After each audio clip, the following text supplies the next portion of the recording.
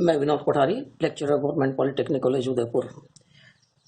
C301 unit 2 के part 1 में हमने स्लोप एंड डिफ्लेक्शन का कंसेप्ट देखा था और उसके साथ हमने दो प्रॉब्लम्स देखी थी कि कैंटिलीवर के केस में पहली प्रॉब्लम थी कि पॉइंट लोड फ्री एंड पर लग रहा है, तो उस केस में स्लोप एंड डिफ्लेक्शन कितना होगा और मैक्सिमम स्लोप एंड डिफ्लेक्शन कहां पर होगा।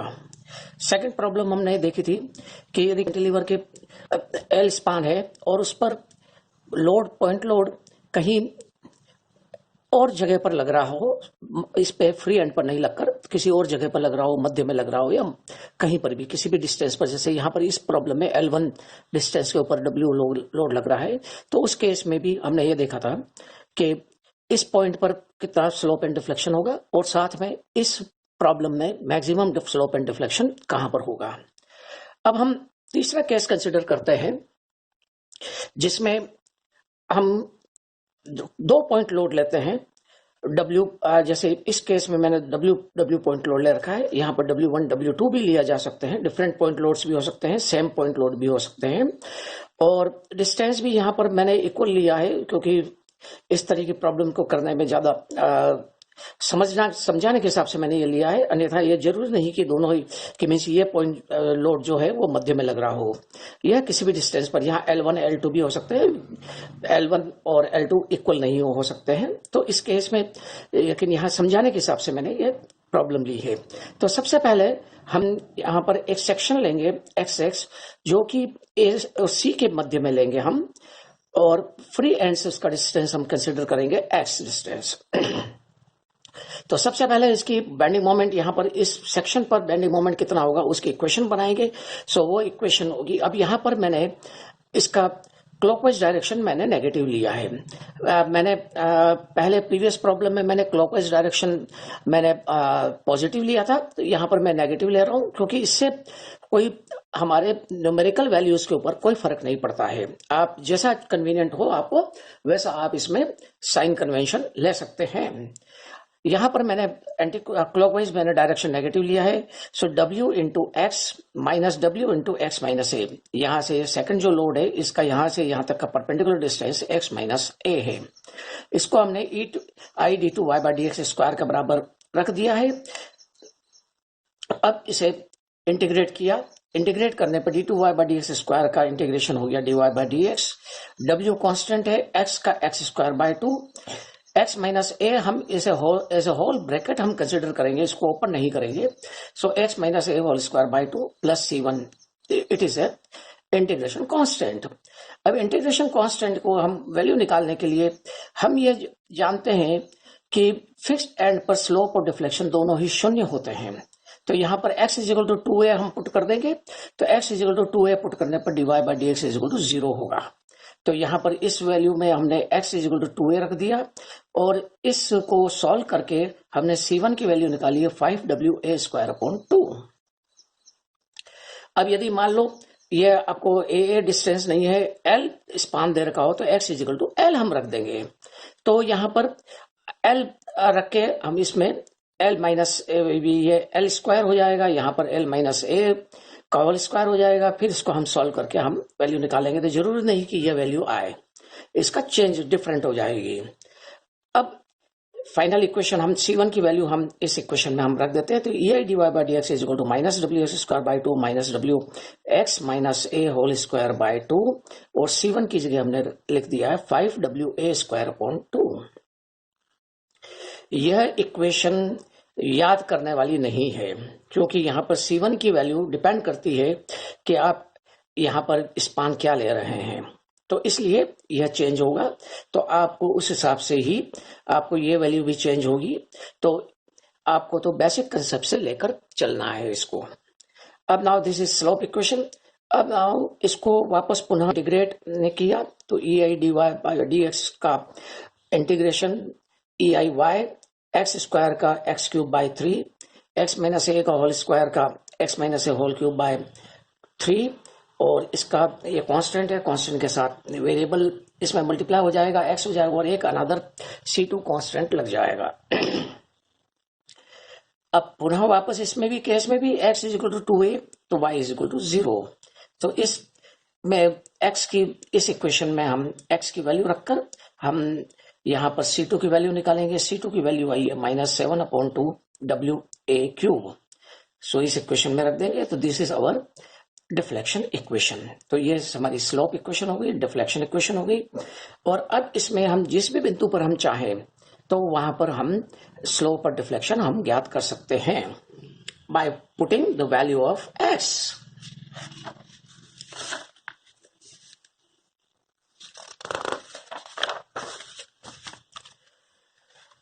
अब नेक्स्ट केस हम कंसिडर करते हैं कि अभी तक तो हमने पॉइंट लोड के केस देखे। अब यदि मान लो एक कैंटिलीवर है जिसका स्पान L है, उस पर W पर मीटर इंटेंसिटी का UDL लग रहा है ओवर द होल स्पान।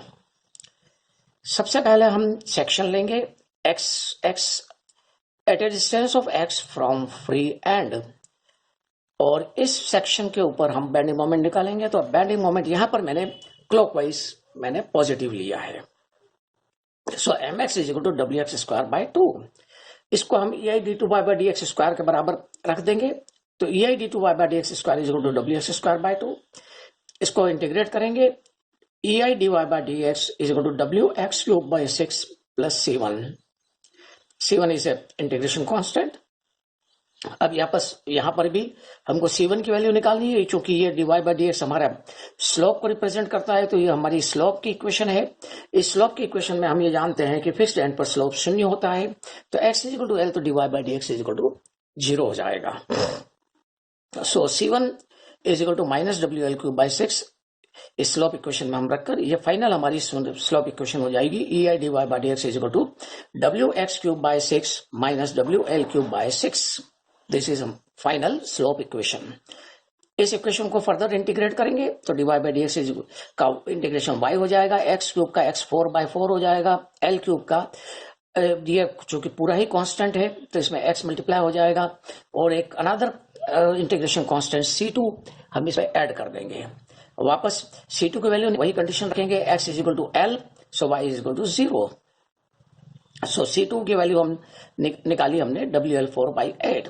तो ये चूंकि ये डिफ्लेक्शन की इक्वेशन है, इस डिफ्लेक्शन की इक्वेशन में हम C2 की जगह हम WL4/8 रख देंगे। So EIY is equal to WX4/24 minus WL³/6x plus WL4/8। This is final deflection equation, this is final slope equation. अब now for maximum slope and deflection, cantilever के केस में चाहे किसी भी प्रकार के लोडिंग हो, maximum slope and deflection free end पर ही होता है। तो फ्री एंड में हम इस स्लोप इक्वेशन में हम x इज इक्वल टू 0 रखेंगे, और डिफ्लेक्शन इक्वेशन में भी x इज इक्वल टू 0 रख के हम मैक्सिमम स्लोप और मैक्सिमम डिफ्लेक्शन की वैल्यू निकालेंगे। So EI/dx over b is equal to क्योंकि ये 0 हो गया, so WL³/6। So dy/dx over b, EI इधर राइट साइड में डिनोमिनेटर में आ जाएगा। तो dy/dx over b is equal to WL³/6 EI। इसी तरीके से डिफ्लेक्शन b पर EI/YB इज इक्वल टू, ये इसमें x is equal to 0 put करेंगे, ये 0 हो जाएगा, ये 0 हो जाएगा, WL4/8। So YB is equal to WL4/8 EI। ये स्टैंडर्ड है। इसमें चूंकि केवल एक स्पान ही इसमें आ रहा है, EI की वैल्यू एग्जामिनेशन में दी हुई होगी। यदि एग्जामिनेशन में EI की वैल्यू नहीं दी हुई हो तो उस केस में हम EI की टर्म्स में भी हम इसका स्लोप और डिफ्लेक्शन किसी भी बिंदु का हम निकाल सकते हैं। अब नेक्स्ट केस हम कंसिडर करते हैं, यदि स्पान कैंटिलीवर स्पान L है लेकिन उसमें फिक्स्ड एंड से L1 डिस्टेंस पर ही UDL लग रहा है। सो यहां पर जैसे है कि A से C तक UDL लग रहा है, C से B तक ये यहां पर किसी प्रकार का कोई लोडिंग नहीं है। तो उस केस में भी सबसे पहले कंसेप्चुअल कि यहां से जब इस लोड के कारण से बीम बैंड होगी तो A से लेकर C तक ये कर्वेचर रहेगा और C से B तक इट रिमेन्स स्ट्रेट। सो अब यहां पर अगर मान लो हम A से C तक की ही कंसिडर करें तो यह पहला वाला केस ही हो जाएगा, जिसमें L की जगह L1 हो जाएगा। तो उस केस में हम directly dy/dx over c WL1 cube upon 6EI and yc is equal to WL14 upon 8EI, जो हम यहाँ पर ये L क्यूब और L4 ये इस हमने स्लोप और डिफ्लेक्शन हमने निकाला था फ्री एंड पर। तो यहाँ पर ये स्लोप एंड डिफ्लेक्शन ये केवल ये रिप्लेस हो जाएगा, L will be replaced by L1। अब नाउ चूंकि अब यहां पर हम देख रहे हैं इस पर फिगर कि CC dash is equal to BB dash, ये यहां पर अगर इसको मान लो इस पॉइंट को मैं B डैश कहता हूं और इसको B डबल डैश कहता हूं, तो CC dash is equal to BB dash और BB dash is equal to YC। तो YC तक तो हमारा जो स्लोप डिफ्लेक्शन होगा वह WL14 अपॉन 8EI होगा, लेकिन Y डैश B हमको निकालना है, जो that is means B dash B double dash. ये ट्रायंगल कंसिडर करेंगे, दिस इज थीटा ये tan theta is represents slope, तो tan theta is equal to perpendicular divided by base, perpendicular is Y dash B and base is CB। सो उस case में Y dash B is equal to हो जाएगा CB tan theta, और tan theta is nothing dy/dx over C। So CB is equal to L minus L1. So L minus L1 WL1 cube upon 6EI। अब total जो YB होगा वो YC plus Y dash B हो जाएगा। और दूसरा, जैसे कि यहां से चूंकि C से लेकर B तक ये स्ट्रेट है, तो इसमें किसी भी प्रकार का स्लोप में कोई चेंज नहीं होगा। So slope will remain unchange. तो उस केस में dy/dx over B is equal to dy/dx over C WL1 cube upon 6EI। And YB is equal to YC plus Y dash B. YC we have already calculated, WL14 upon 8EI and Y dash B हम यहाँ पर ये calculate कर चुके हैं, WL1 cube upon 6EI L minus L1। यहाँ पर ये देखिए आप, WL1 cube upon 6EI is slope, so and this is deflection at C, so here this is the final deflection at B, and this is the maximum deflection and this is the maximum slope। यह हमारी एक problem और इस तरीके से हमने समझी है। अब नेक्स्ट प्रॉब्लम कि जैसा पहले केस में हमने लिया था कि A से C तक हमने लोड कंसिडर किया था, अब यहां पर हम A से C तक कोई लोड नहीं है और C से B तक लोड लग रहा है, यानी L माइनस L1 डिस्टेंस पर लोड लग रहा है। इस तरह की प्रॉब्लम्स को करने के लिए हम सर्वप्रथम इस प्रॉब्लम में हम ये एडिंग और सब्ट्रैक्शन करेंगे। एडिशन हम करेंगे कि जितना A से C तक लोड नहीं लग रहा है उतना हम लोड लगा देंगे, जैसे यहां पर लगाया हुआ है। अब चूंकि हमने ये एडिशनल लोड लगाया है तो इसको हमको घटाना भी पड़ेगा, तो ये डाउनवर्ड लोड लगाया हमने, अपवर्ड लोड भी हम इतने ही AC डिस्टेंस पर हम लगा देंगे।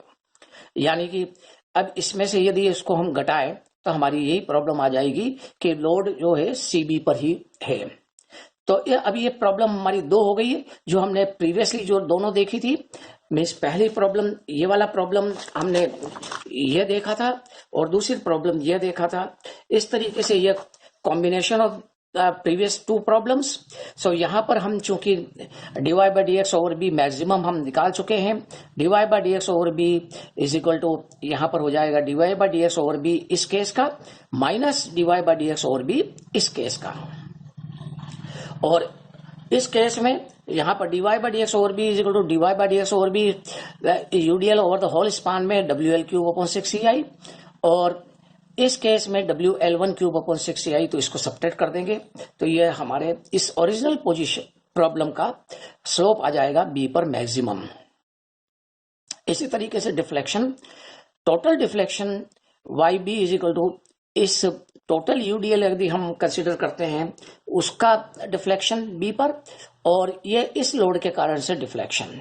सो यहाँ पर टोटल लोड यदि लग रहा हो पूरे स्पान पर, सो WL4 अपॉन 8EI इसका मैक्सिमम डिफ्लेक्शन होता है B पर। और यहाँ पर अभी हम प्रीवियसली देख चुके हैं कि WL1 4 upon 8EI plus WL1 cube upon 6EI L minus L1, इसको इस वैल्यू में से ये वैल्यू माइनस कर दी जाएगी। सो नेट यहाँ पर इस पॉइंट पर B पर फिक्स्ड एंड पर डिफ्लेक्शन कितना होगा वो हम ज्ञात कर सकते हैं। अब नाउ इस सी बिंदु पर डिफ्लेक्शन एंड स्लोप हमको ज्ञात करना है। सो slope dy by dx over c is equal to dy by dx over c minus dy by dx over c, कि इस बिंदु पर c कितना डिफ्लेक्शन कितना होगा और इस बिंदु पर कितना होगा।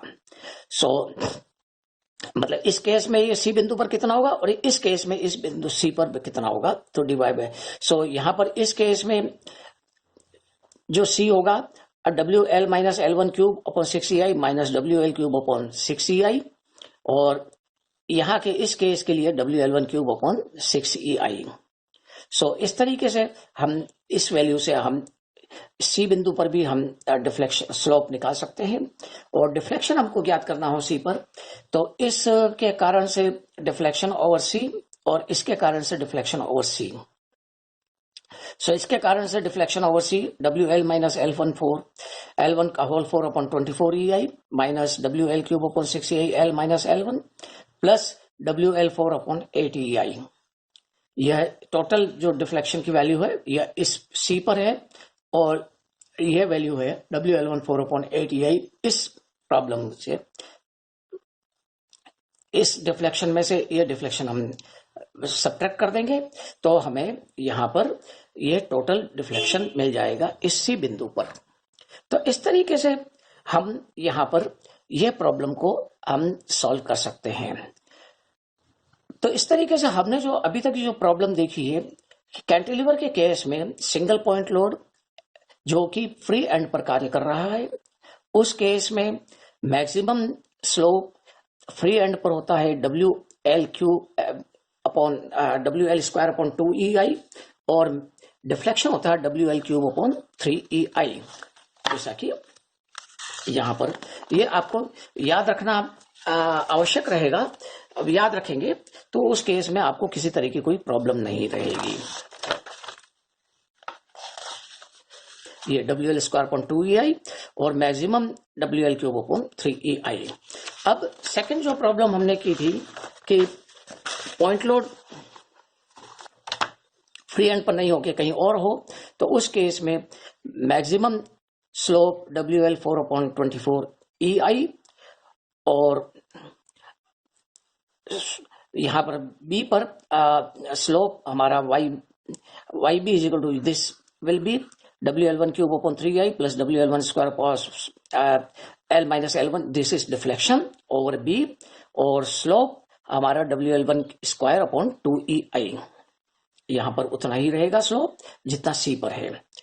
नेक्स्ट प्रॉब्लम हमने देखा कि 2 पॉइंट लोड लग रहे हो, तो उस केस में स्लोप और डिफ्लेक्शन कितना होगा, तो ये हम इस वैल्यू में हम x की वैल्यू पुट करके हम निकाल सकते हैं कि x इज इक्वल टू 0 यदि पुट कर देंगे।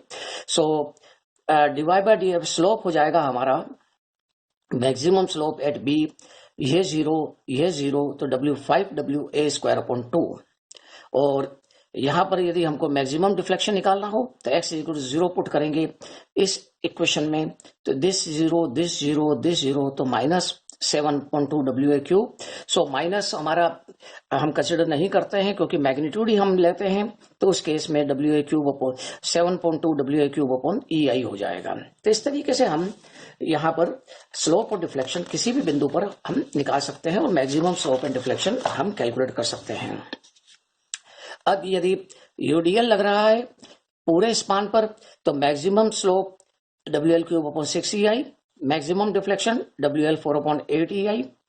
इस केस में maximum slope WL1 cube upon 6EI, maximum deflection WL1 4 upon 8EI, WL cube L1 cube upon 6EI, and bracket में L माइनस L1 से मल्टीप्लाई करेंगे, तो ये हमारा मैक्सिमम डिफ्लेक्शन और मैक्सिमम स्लोप हो गया। और यदि ये केस लेंगे तो हम इस केस में मैक्सिमम स्लोप एंड स्लोप हमारा ये रहेगा और मैक्सिमम डिफ्लेक्शन हमारा ये रहेगा। इस तरीके से हम यहाँ पर ही हमने डिफरेंट प्रॉब्लम देख ली है, और अब हम नेक्स्ट लेक्चर में ये कैसे समझेंगे कि सिंपली सपोर्टेड बीम के केस में कैसे हम करते हैं। थोड़ा सा जस्ट मैं ब्रीफ कर दूं कि सिंपली सपोर्टेड के केस में सबसे करना वही है, सेक्शन लेना है, सेक्शन के पर मोमेंट लेना है, इसको ei/d2y/dx² के बराबर पुटअप करना है, सब वही करना है। सिर्फ इसमें थोड़ा सा एक एडिशन ही हो जाता है कि हमको रिएक्शन फाइंड आउट करनी होती है, और जब हम रिएक्शन फाइंड आउट कर लेते हैं उसके बाद हम mx के इक्वेशन बनाते हैं। तो इस तरीके से हम इसको नेक्स्ट लेक्चर में हम कंसिडर करेंगे। Okay, thank you.